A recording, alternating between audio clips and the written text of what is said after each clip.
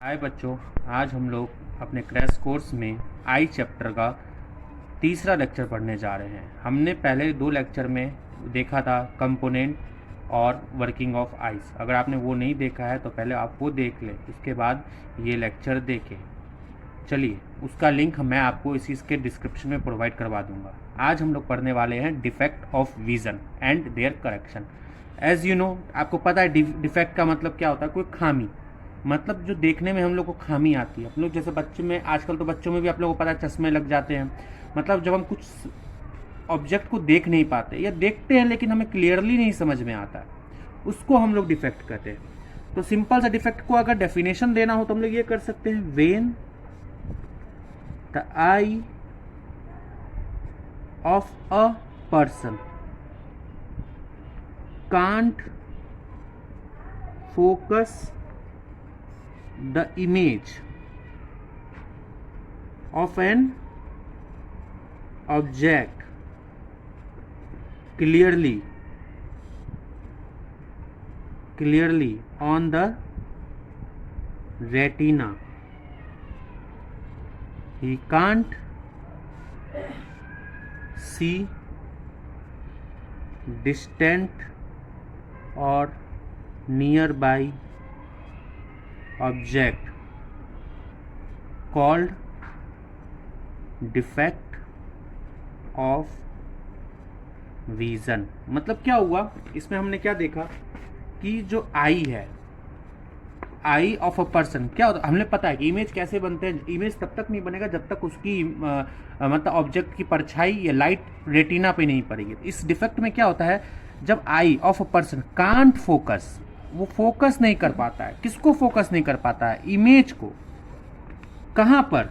On the retina. मतलब जब कोई इंसान है, उसकी आंख उस ऑब्जेक्ट, उस इमेज को रेटिना पे फोकस नहीं कर पाती है, तो वो क्या होगा? ऑब्वियसली जब इमेज रेटिना पे जा ही नहीं रही है तो वो देख ही नहीं पाएगा। तो ही कांट सी डिस्टेंस या नियर बाई ऑब्जेक्ट। इसी चीज को हम लोग डिफेक्ट ऑफ विजन कहते हैं। तो हमें डिफेक्ट ऑफ विजन क्या समझ में आया कि वो पर्सन आँख की खराबी के कारण या आँख में कुछ प्रॉब्लम के कारण उसकी इमेज को रेटिना पे नहीं बना पाता, फोकस नहीं कर पाता, उसी को हम लोग कहते हैं डिफेक्ट ऑफ विजन। अब डिफेक्ट ऑफ विजन भी कुछ टाइप्स के होते हैं। तो सबसे पहला है मायोपिया, जिसको हम लोग दूसरे चीज में कहते हैं शॉर्ट साइटेडनेस। देखो, एक ट्रिक बताता हूँ। शॉर्ट साइटेडनेस, अगर शॉर्ट साइटेडनेस होगा या मायोपिया, तो देखो सबसे तो ऐसा लग रहा है क्या कि पास की चीज़ें नहीं दिखनी चाहिए। नहीं, ऐसे कंफ्यूज मत होना। शॉर्ट साइटेडनेस मतलब कि उसको पास की चीज़ें दिखेगी, दूर की चीज़ें वो नहीं देख पाएगा। मतलब उसकी फार साइटेडनेस कमज़ोर होगी, दूर की चीज़ों को देखने में उसको प्रॉब्लम होगा। तो इसको हम लोग डिफाइन ऐसे कर सकते हैं, myopia is that defect of vision in which person can't see distant object clearly, though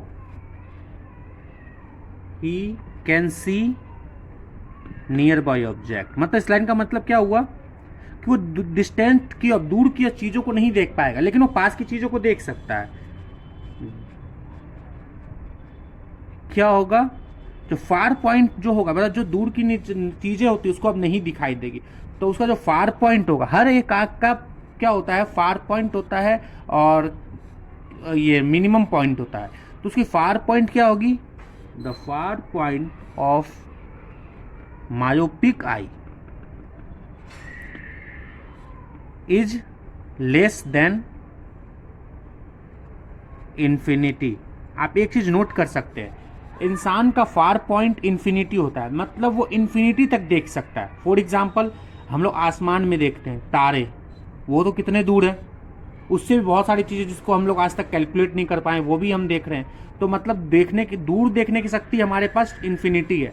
पास कितना, तो कम से कम आंख का और उस ऑब्जेक्ट का डिफरेंस 25 सेंटीमीटर होगा, तभी हम उस चीज़ को देख पाएंगे। आप कभी इसको एक्सपेरिमेंट भी कर सकते हो। जब आप अपने पास सबसे करीब आंख के लेके आ जाओ, आपको कुछ नहीं दिखेगा, लेकिन अगर आप मिनिमम डिस्टेंस 25 सेंटीमीटर लेके आओगे तभी वो चीज़ दिखेगा।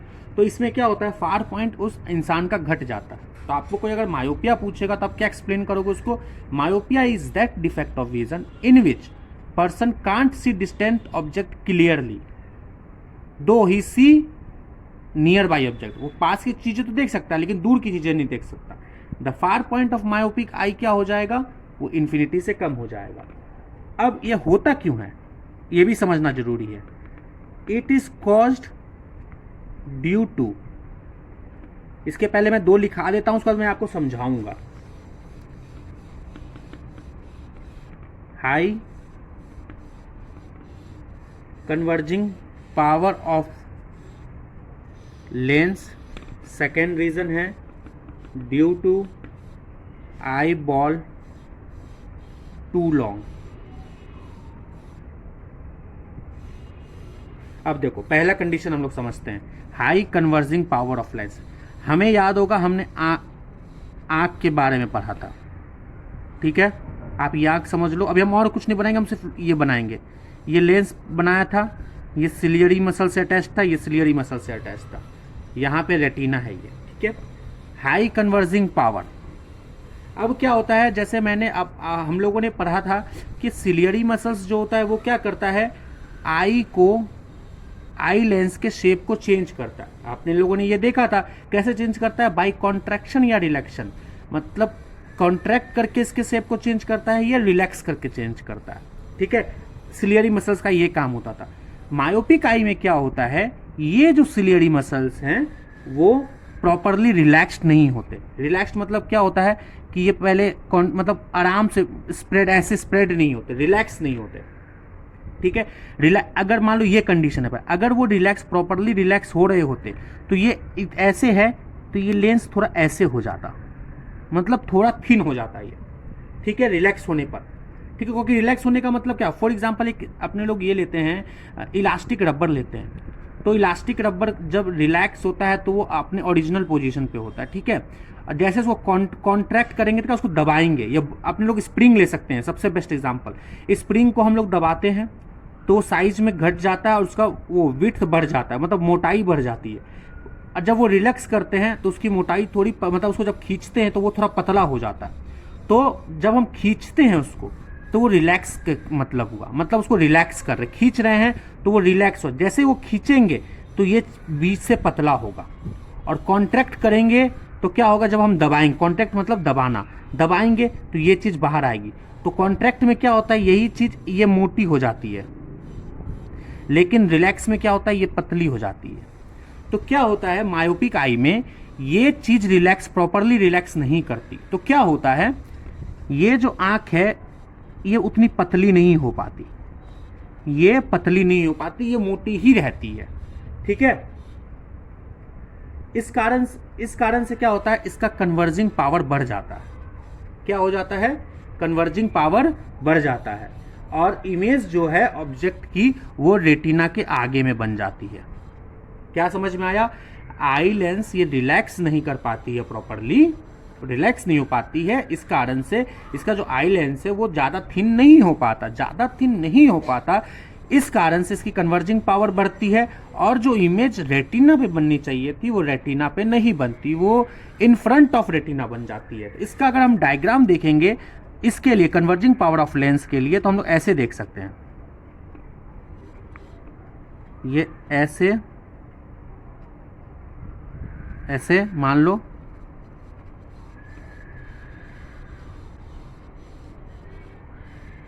मैं हल्का ही बना रहा हूँ, ज़्यादा नहीं बनाऊंगा, आप लोग अपने हिसाब से आप लोग बना लेना फिगर, या मैं आपको बाद में ऐसा करूँगा, मैं आपको हर एक डायग्राम आपको मैं अच्छे से नीट एंड क्लीन में बना के दे दूंगा। मैं अभी सिर्फ आपको ये समझा रहा हूँ। इसमें से रेज आई, ये रेज आई, ठीक है। अब क्या हो रहा है, इमेज बनना चाहिए था यहाँ पे, लेकिन ये इमेज क्या हो रही है, यहाँ बन जा रही है मायोपिक आई में। ये इसका फार पॉइंट है, जो नॉर्मल फार पॉइंट होता है, ठीक है। एक कंडीशन क्या अब क्या होता है, इंसान का फिर दूसरा, अब जो इमेज बन रही है, अब क्या अब मान लो ये ऑब्जेक्ट पहले यहाँ पे था, कोई ऑब्जेक्ट यहाँ पे था, अब क्या है, एक और इमेज देखते हैं अपने लोग। ये लेंस है, ये आँख है अपनी, पीछे रेटिना है।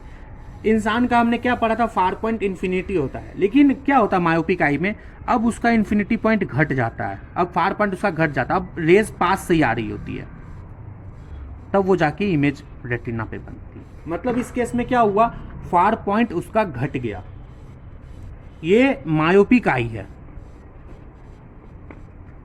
मायोपिक आई है, ये फार पॉइंट है।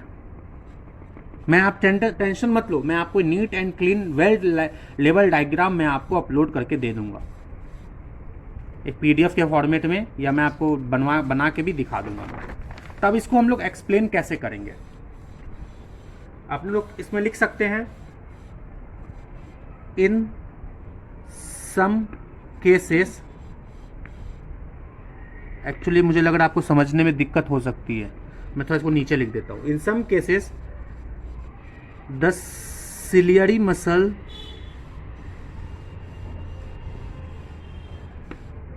डू नॉट प्रॉपरली रिलैक्स्ड, जो हमने पढ़ा था अभी एकदम वही चीज हम लिख रहे हैं, बस प्रॉपरली रिलैक्स्ड। ड्यू कॉजेस क्या करता है, causes eye lens has high converging power. Converging power क्यों बढ़ गया उसका, बिकॉज, आप इसको ऐसे मत लिखे, हम लोग ऐसे लिख देते हैं, लेकिन आप लोग पूरा लिखिएगा, because eye lens is not thin as in normal eyes,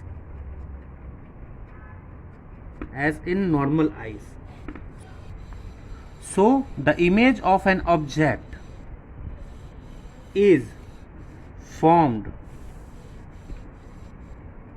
in front of the retina and hence the eye can't see clearly. समझ में आया ये चीज, तो ये हो गया पहला कंडीशन। अब दूसरा कंडीशन क्या होता है, हमने दूसरा क्या देखा, due to eyeball too long. अब देखो हमने वही वापस डायग्राम में चलते हैं, ये आई बॉल है, यहां पे आई बॉल है, ठीक है, यहां पे आई बॉल है, यहां पे आई बॉल है, या मैं आपको एक और डायग्राम में ही समझा देता हूँ। देखो क्या होता है, आई बॉल होती है, हमने पता है, आंखों में अपने आई बॉल होती है, ठीक है। जब ये टू लॉन्ग, मतलब ये ज़्यादा बड़ा हो जाएगा, और ये रेटिना है, जब ये आई बॉल ज़्यादा बड़ा हो जाएगा तो क्या होगा, इसके बीच का जो डिस्टेंस है वो बढ़ जाएगा। क्या समझे, जब ये आई बॉल ज़्यादा बड़ा हो जाएगा तो इन दोनों के बीच की डिस्टेंस बढ़ जाएगी। जब डिस्टेंस बढ़ गई तो ऑब्वियसली कोई भी इमेज इसके सामने बनेगी, यहाँ बनेगी, इस पर नहीं बनेगी। क्या हो रहा है, आई बॉल बड़ा हो रहा है, जिसके कारण से रेटिना और आई बॉल के बीच का जो डिस्टेंस था वो बढ़ गया। बढ़ने के कारण क्या हो गया, इमेज जो है वो रेटिना के इन फ्रंट में बन जाती है और इंसान नहीं देख पाता। तो सेकेंड कंडीशन को हम लोग कैसे एक्सप्लेन करेंगे, इन another case when the eyeball is too long